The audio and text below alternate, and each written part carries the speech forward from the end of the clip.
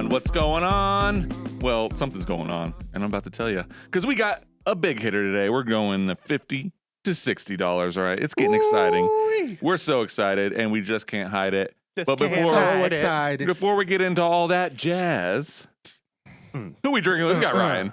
Jazzmeister Ryan. Yeah. Wow. And we got Scatmaster Rick over here.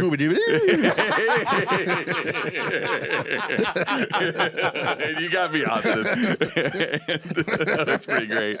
So we've been kind of doing a series. You can go back and watch some of our other ones. We got your cheap ass whiskey. We got your kind of cheap whiskey, and now we're moving up into some. This is some heavy hitters. This is good stuff here. I think so. Now this is the range where you're gonna be hitting hard. Yeah, we're now going to top of the line and forward. Like we're not going back. Okay. Yeah, can't look back. What do you guys got? Rick, I want you to start. What is your best whiskey or bourbon from $50 to $60? $50 to $60. You already know. If you've been watching us, you know what he's going for. Absolutely, can't not bring a little turkey to the table. He did it.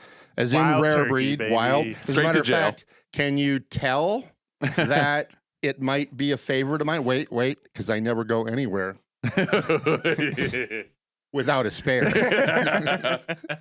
We have a spare tire in your car. There we go. Spare rare breed. Yeah. There we go. A spare breed. I dare say this will be finished off this podcast right here.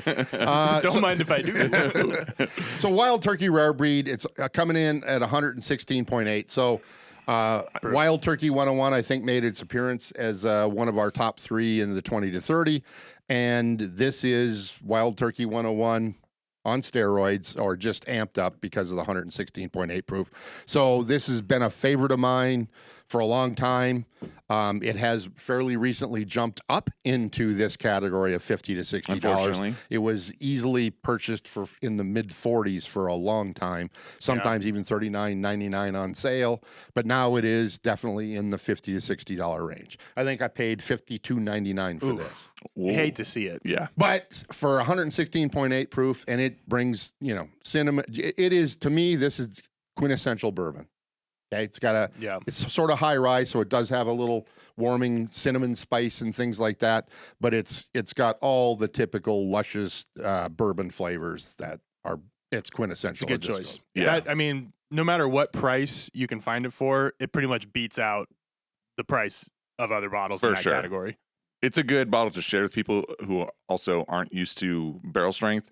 That I like showing that to my friends because they're like, "Oh wow, this is really tasty." Wild turkey. If you so decide to go outside on the back deck or whatever and light up a cigar, it handles a cigar really well. I feel like it's a good autumn whiskey too. Yeah, for sure. I mean, it's got that turkey. You know what I'm saying? Spices. It's that turkey, baby.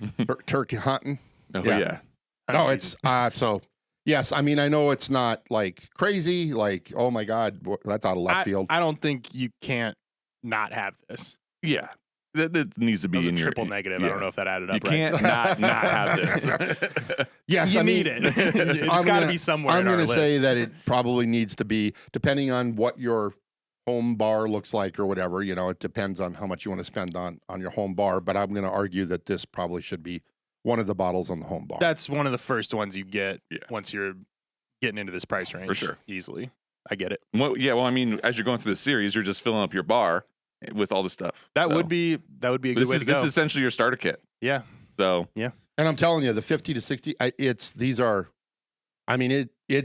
there's not a single. They're awesome in this price range, in my opinion. Yeah. There's some heavy. Now, although seriously, as we've discovered, there's really good stuff. Under 20, really good stuff for between 20 and 30. But this be what I brought right here. All right. Mr. Jazzmaster. So we heard from the Scatmaster. Yeah. Now the Jazzmaster. What do you got? Squibbly, babbly, dude. I got 4 Roses, small batch select. We've been giving a lot of love in this sort of series to 4 Roses. This one, again, does not disappoint. This one is it's a little bit of a newer release from them in the last few years that they started doing this, and it's a blend of 6 of their individual barrels or recipes. 10 recipes. Yeah, they have 10 recipes that they do, 5 yeast strains, 2 mash bills, blah, blah, blah. But they blend 6 of them together for this bottle. And if you look on the shelf and see the small batch and then this and wonder why there's a price difference, there is a reason for the price difference. It sits at like 103 proof, and it is fantastic. We've done it in a couple of episodes randomly a while ago, and it just blows our mind every time. So I couldn't not do this one because it's necessity for anybody.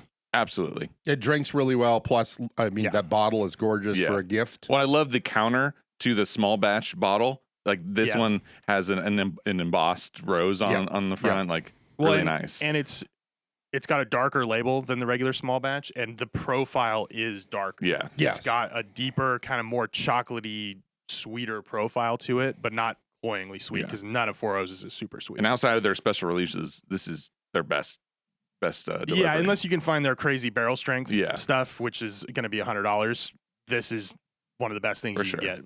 And Austin, weren't you for a while? I mean, people would ask about a bourbon. This was your go-to. That was your go-to that you'd recommend Absolutely. all the time. I mean, I still recommend it all the time. It's like, oh, you want to get a nice bourbon as a gift? Here you go. Boom. Easy. Now peasy. this is it's for our area. Again, this is our area. It does fit the 50 to 60. It's a little on the higher end. It's $58.99 or whatever. So, but it's still under 60 for us. So, all right, worth it. Even if it's in the 60s, still worth it. Right. Well, you've heard from your music masters, but what about your bourbon master? I'm going Old Forester. Old Forester 1910, folks. All right, this is the original double oak. Okay, you got that Woodford Reserve double oak. You have other double oaks that I can't remember, but this is the original. All right, and this because it was made by accident. Exactly. Oops. Originally, 2 barrels. This has a profile that you can't deny. That's what I love about this. It's really woody, but the balance is really nice with sweetness, and it's not really high proof. I think it's like 90. Was it 93? Yeah.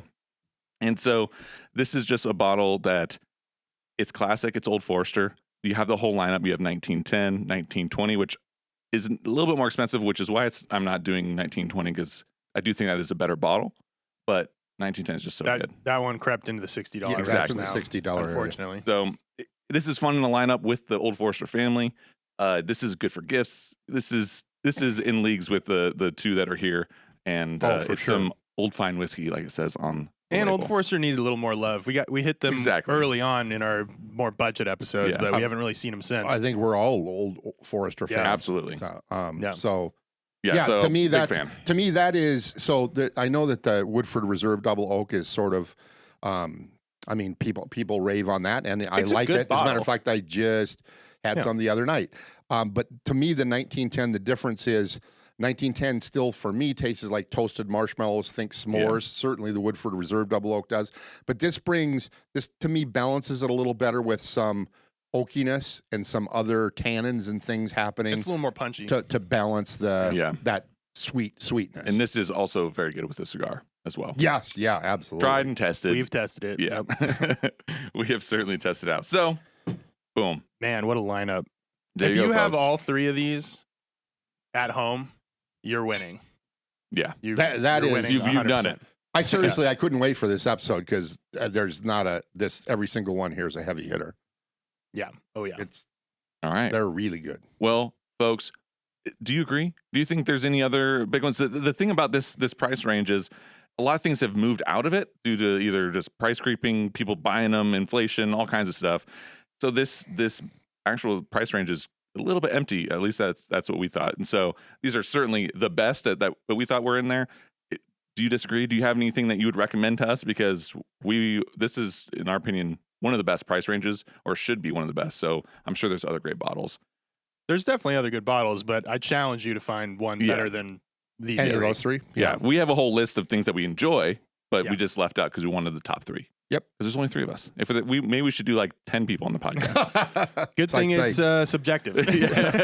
Exactly. All right, folks. You like the episode because, this is a fun one, and you just want to see the best of the best, and we deliver. And you comment, tell us what's going on, all right? And then you subscribe because you want to see more content. We have some fun stuff. Hit that notification button. Oh, wow. Yeah, hit the little bell. That's the next mixing it up. homework for you. Mm-hmm. Hit the little bell. It's going to be like, boom, boom, alcohol content, time to drink. Easiest homework you've ever done. Yeah. Who doesn't want to be told to drink? All right. Take it easy. Have love.